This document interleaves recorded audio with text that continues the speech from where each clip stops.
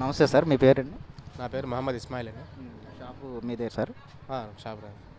ఇక వైసీపీ ప్రభుత్వంలో ఎలా ఉందండి వ్యాపారం? ఇప్పుడు కూటమి ప్రభుత్వం వచ్చినాక ఎలా ఉందండి? వైసీపీ ప్రభుత్వం అంటే జనాలకు నేరుగా బ్యాంకులో అమౌంట్ వేసేవాళ్ళు, బ్యాంకుల నుంచి జనాలు డబ్బులు తెచ్చుకొని వాళ్ళ అవసరాలు బట్టి డబ్బులు తీసుకొని వ్యాపారాలు కొద్దిగా బాగా స్పీడ్గా నడిచినాయండి. ఇప్పుడు ఏంటంటే బేరాలు కొద్దిగా డల్గా ఉన్నాయి.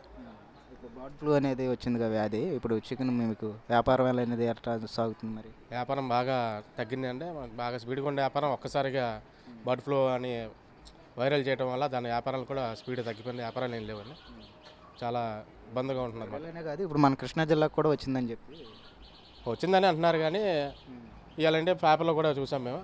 పేపర్లో ఇబ్బంది ఏం లేదు, తినొచ్చు అని. కానీ జనాల్లోకి బాగా వెళ్ళిపోయింది మెసేజ్ తినకూడదని.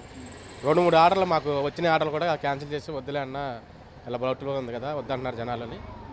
కొద్దిగా ఇబ్బంది, మాకు ఇబ్బంది కలిగింది. ఆర్డర్లో అమౌంట్ ఇచ్చింది కూడా తీసుకెళ్ళిపోయి చాలా ఇబ్బందిగా ఉన్నాం. అంటే కోళ్ళ ఫారంలోనే జాగ్రత్తలు తీసుకుంటారు ఆ మందులని అవని, మళ్ళీ ఇక్కడికి వచ్చిన తర్వాత మీరు ఎలాంటి జాగ్రత్తలు తీసుకుంటారు వాటిని? యాక్చువల్లీ అది కోళ్ళ ఫారంలోనండి మేమేం జాగ్రత్తలు తీసుకుని మాకు దగ్గర ఓన్లీ కటింగ్ అయిపోద్ది కదా, ఎప్పటికప్పుడు సరుకు అయిపోద్ది. ఈ బర్డ్ ఫ్లూ వచ్చిన కాడి నుంచి అసలు వ్యాపారాలు లేక డల్ అయిపోయాయి. ఇప్పుడు ఉన్న పేపర్ రేటు మీద మళ్ళీ ఏమైనా తగ్గించి ఏమైనా ఇస్తున్నారా మీరు, లేకపోతే అదే రేటు మీద ఇస్తున్నారా? పేపర్ రేట్ మీద అమ్ముతున్నాం సార్. పేపర్ రేట్ ఏం తగ్గిలా మేము. అంటే బర్డ్ ఫ్లూ వచ్చిందని చెప్పి ఏమైనా మీరు తగ్గించి అమ్మటం జరగదు? జనాల్లో కాదు, మనకి తప్పుడు మెసేజ్ వెళ్ళిపోద్ది కదా, మేము తగ్గించాలంటే నిజంగా జబ్బులు అప్పుడే వచ్చింది అంటారు కానీ పేపర్ రేట్ ఎంత ఉందో అంతే అమ్ముతున్నాం మేము.